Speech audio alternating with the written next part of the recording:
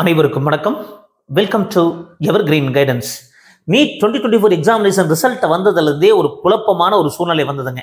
என்ன காரணம்?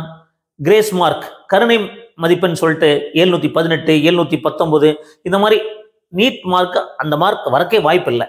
அப்படி ஒரு சூழ்நிலையை என்டிஏ உருவாக்கிருச்சுங்க. அது மட்டுமா, நிறைய இடத்துல கொஸ்டின் பேப்பர் லீக் ஆயிடுச்சு. இப்போ கூட பார்த்தீங்கன்னா நிறைய சோதனைகள் நடந்துட்டு இருக்கு. 7 இடங்கள் சோதனை, சிபிஐ விசாரணை, நிறைய ஸ்டேட்ல வட மாநிலங்களில் தான் இதெல்லாமே நடந்திருக்கு. அப்போ இந்த வட மாநிலத்தில் இந்த மாதிரி கொஸ்டின் பேப்பர் லீக் ஆனதுக்கான காரணங்களை கண்டுபிடிச்சிட்டு இருக்காங்க. அப்போ இந்த சூழ்நிலையில இந்த கிரேஸ் மார்க் கொடுத்த குழந்தைகளுக்கு என்ன பண்ணாங்க? அப்படி கொடுக்கக்கூடாதுன்னு சொல்லிட்டு ரீநீட் எக்ஸாமினேஷன் கண்டக்ட் பண்ணாங்க. அப்போ இந்த மாதிரி எல்லாம் சூழ்நிலை உருவாக்கியது யாருங்க? என்டிஏ. அது கொஸ்டின் பேப்பர் லீக், அது என்டிஏனுடைய வேலை என்ன? ஒரு நேஷனல் டெஸ்டிங் ஏஜென்ட்னா தேசிய அளவில் எக்ஸாமினேஷன் நடத்துறதா வேலைங்க. எக்ஸாமினேஷன் எப்படி வேணாலும் நடத்தலாமா? அப்போ ஒரு சரிவர கண்காணிச்சு சரிவர இந்த எக்ஸாமினேஷன் நடத்தி இருந்தாங்கன்னா இந்த மாதிரி ஒரு சூழ்நிலைக்கு பெற்றோர்களும் குழந்தைகளும் வந்திருக்க மாட்டாங்க. இன்னைக்கு ரீநீட் எக்ஸாமினேஷன் இருக்குமா, கவுன்சிலிங் எப்போ நடக்கும், என்ன ஆக போகுதோ, நம்ம நல்ல மார்க் வாங்கிட்டோமே, மீண்டும் ஏதாவது திருப்பி எழுதக்கூடிய சூழ்நிலை வந்துருமா? இப்போ நினைச்சு பாருங்க, நல்ல முறையாக ப்ரிப்பேர் பண்ணியிருப்பாங்க, நல்ல முறையா எக்ஸாமினேஷன் எழுதி நல்ல மார்க் வாங்கியிருப்பாங்க. யாரோ பண்ண தவறுக்கு நான் திருப்பி எழுதணுமா, யாரோ பண்ண தவறுக்காக நான் திருப்பி கஷ்டப்படணுமா அப்படிங்கிறது நிறைய குழந்தைகளோட ஆதங்கம். அப்போ ரீநீட் எக்ஸாம் வச்சா நிறைய குழந்தைகள் பாதிக்கப்படுவாங்க. அப்போ அது நம்ம சொல்ல முடியாது ரீநீட் எக்ஸாம் இருக்குமா இருக்காதா அப்படிங்கிறது. கண்டிப்பா இந்த சுப்ரீம் கோர்ட் ஒரு நல்ல முடிவை கொடுக்கணும். ஏன்னா ஏதோ ஒரு இடத்துல தவறு பண்ணாங்க, எத்தனையோ பேர் தவறு பண்ணாங்கிறதுக்காக நிறைய குழந்தைகள் பாதிக்கப்படக்கூடாது. நல்லா படிச்சு எழுதியிருக்காங்க. அப்போ இந்த சூழ்நிலையில இந்த ரீநீட் எக்ஸாமினேஷன் நடத்தி முடிச்ச குழந்தைகளுக்கு இன்னைக்கு ரிசல்ட் வரப்போகுது. ஏன்னா OMR சேலஞ்ச் முடிஞ்சிருச்சு, ஆன்சர் கீ சேலஞ்ச் முடிஞ்சிருச்சு. அப்போ இன்னைக்கு ரிசல்ட் வரும்னு எதிர்பார்க்கிறோம். இந்த ரிசல்ட்லயாவது ஒரு நல்ல மாற்றத்தை கொடுக்குமா? ரேங்க் பெரிய சேஞ்சஸ் இருக்காதுங்க. கண்டிப்பா கொஞ்சம் மாற்றங்கள் இருக்கும். கண்டிப்பா ரிவைஸ்டு ஆல் இண்டியா ரேங்க் வரும் எல்லாருக்குமே.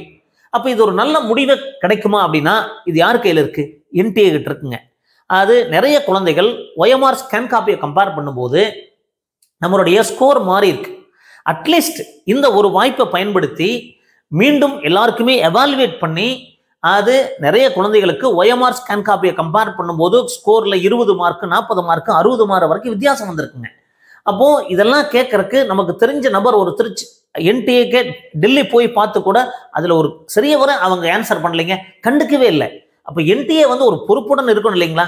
இவ்வளவு தவறு பண்ணிட்டுமே அதுக்கப்புறம் எதுவுமே ஸ்டெப் எடுக்கல அப்படின்னா என்ன பண்றது? அட்லீஸ்ட் இன்னைக்கு இந்த ரிசல்ட் வர நாள்லையாவது ஒரு நல்ல ஒரு ரீஎவாலுவேஷன் பண்ணி ஒரு நல்ல முடிவை கொடுக்கணும் அப்படிங்கிறதான் பெற்றோர்களுக்கும் குழந்தைகளுக்கும் இருக்கிற விருப்பம். அப்ப எப்ப கவுன்சிலிங் நடக்கும், எப்ப கவுன்சிலிங் நடக்காது, திருப்பி ரீநீட் எக்ஸாமினேஷன் வந்துடும், அந்த பயம் இருக்கு. கண்டிப்பா இந்த சிபிஐ விசாரணை நடந்துட்டு இருக்குது. அது எத்தனையோ பேர் தவறு பண்ணியிருக்கலாம், பட் அவங்களை கண்டுபிடிக்கிறதா வேலையா இருக்கணும் இல்லைய? நிறைய குழந்தைகள் 25 லட்சம் பேர் எழுதுனதுல 1 லட்சம் பேர் தவறு பண்ணியிருந்தா அவங்களை கண்டுபிடிங்க, அதுக்கான ஸ்டெப்ஸ் எடுங்க. பட் நல்ல மார்க் வாங்கி ப்ரிப்பேர் பண்ணி அவங்க நல்ல ஒரு காலேஜ் கிடைக்கும்னு எதிர்பார்த்துட்டு இருக்கிற குழந்தைகளுக்கு மீண்டும் அவங்களை எக்ஸாமினேஷன் எழுத சொல்லி பனிஷ்மெண்ட் கொடுக்கறது அப்படிங்கிறது எந்த விதத்தில் நியாயம்? இந்த என்டிஏனுடைய சரிவர கண்காணிக்காதான இந்த பிரச்சனை. அப்ப அட்லீஸ்ட் இன்னைக்கு வர ரேங்க் ஒரு நல்ல முடிவை கொடுக்கணும்னு நினைக்கிறோம். அடுத்தது இந்த ஜட்ஜ்மெண்ட் நல்லா படிச்ச குழந்தைகளுக்கு ஒரு நல்ல ஒரு முடிவு கிடைக்கும் நம்புவோம். எல்லாமே நம்ம கையில் இல்லைங்க. நம்ம 8ஆம் தேதி தெரியும், பட் நல்ல முடிவு கிடைப்போம் நம்புவோம். நம்பிக்கை தான் வாழ்க்கை. இதெல்லாம் முடிஞ்சுதான் கவுன்சிலிங் நடக்கும். ஆல் இண்டியா கோட்டா கவுன்சிலிங் உடனே நடந்துராது, அதுக்கு டைம் எடுத்துக்குவாங்க. ஏன்னா ஸ்டேட் கோட்டா நோட்டிஃபிகேஷன் வரல, எல்லா ஸ்டேட்டும் நோட்டிஃபிகேஷன் வரணும், ரேங்க் லிஸ்ட் ப்ரிப்பேர் பண்ணணும். இந்த மாதிரி நிறைய கவுன்சிலிங் ப்ராசஸ்ல இந்த வருஷம் கண்டிப்பா டிலே இருக்கும் அப்படிங்கிறது தான் உண்மை. அப்போ இந்த மாதிரி நிறைய வீடியோக்கள் பதிவு பண்ணிட்டே இருக்கும். ஸோ எங்க வீடியோஸ் எல்லாம் பிடிச்சிருந்தா மறக்காம லைக் பண்ணி ஷேர் பண்ணி கமெண்ட் பண்ணுங்க. எங்க சேனல் பிடிச்சிருந்தா சப்ஸ்கிரைப் பண்ணுங்க. மீண்டும் ஒரு நல்ல பதிவுடன் உங்களை சந்திக்கின்றேன்.